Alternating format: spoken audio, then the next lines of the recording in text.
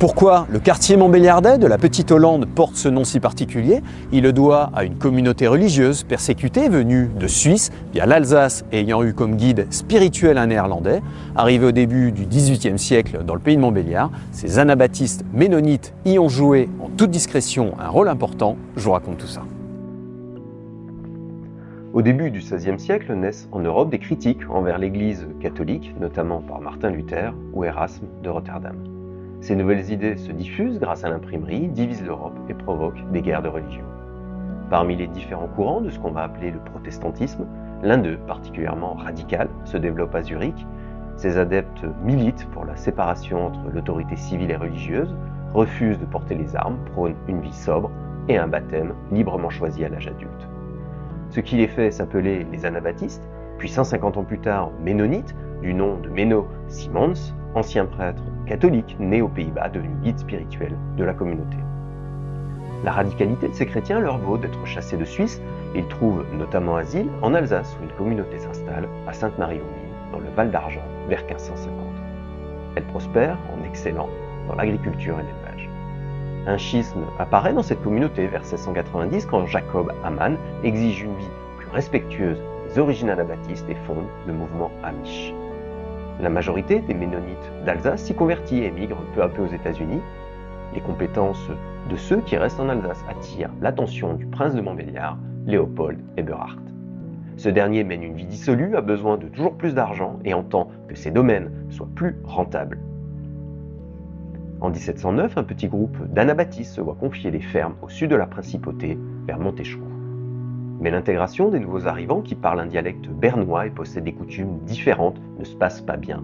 Les habitants leur reprochent d'occuper des terres confisquées et sont jaloux de leur réussite agricole.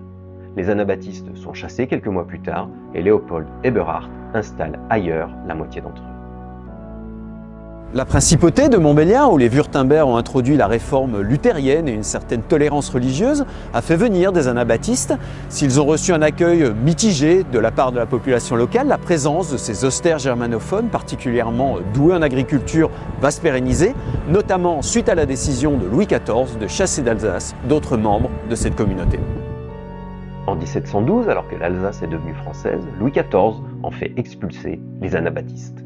La principauté de Montbéliard, qui n'est pas française, les accueille en grand nombre et leur loue des fermes. Les ménonites s'installent notamment à Montbéliard, près de la route d'Audincourt, dans une ferme qui prend le nom de Petite Hollande en mémoire du réformateur néerlandais Menno Simons. Leur conduite sans reproche leur permet d'être peu à peu acceptés de la population et ils se distinguent par leur méthode novatrice dans l'alimentation et le soin du bétail, mais surtout le croisement des races animales. Leurs vaches, mêlées aux variétés comtoises, donnent naissance aux futurs Montbéliardes. Les anabaptistes participent aussi au développement du pays de Montbéliard par la démocratisation de la culture de la pomme de terre. La communauté s'enracine lentement, obtient d'avoir ses propres écoles et cimetières, ainsi que de se réunir dans un lieu de culte à la ferme des Gouttes vers 1750. Quand le pays de Montbéliard est intégré à la République française, les anabaptistes deviennent citoyens, peuvent être propriétaires et obtiennent par décret le statut d'objecteur de conscience. Après 1871 et l'annexion allemande de l'Alsace, la communauté s'agrandit avec l'accueil de réfugiés anabaptistes. Elle construit une première chapelle, route d'Audincourt, puis une seconde en 1930 dans la ferme de la Prairie, à Montbéliard, dont elle a fait l'acquisition. Celle-ci a été rénovée et agrandie en 2019. L'espace auquel la ferme de la Petite Hollande a donné son nom a quant à lui connu un grand changement.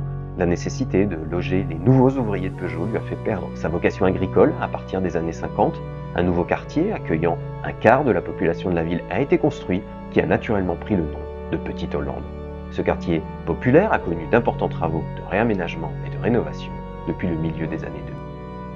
La communauté anabaptiste mémonite compte plus de 2 millions de membres dans le monde, dont 2000 adultes en France et près de 700 dans le Nord-Franche-Comté, où ils se sont établis durablement, comme en témoigne leur église, avenue Chabot-Latour à Montbéliard. Les mémonites ont participé au développement et à la singularité du pays de Montbéliard en créant une race de vaches et en popularisant la pomme de terre. Mais ça, ce sont d'autres histoires que nous aurons explorées. Abonnez-vous pour découvrir d'autres lieux, personnes et événements du Nord-Franche-Comté. Pourquoi le quartier montbéliardais de la Petite Hollande porte ce nom si particulier? Il le doit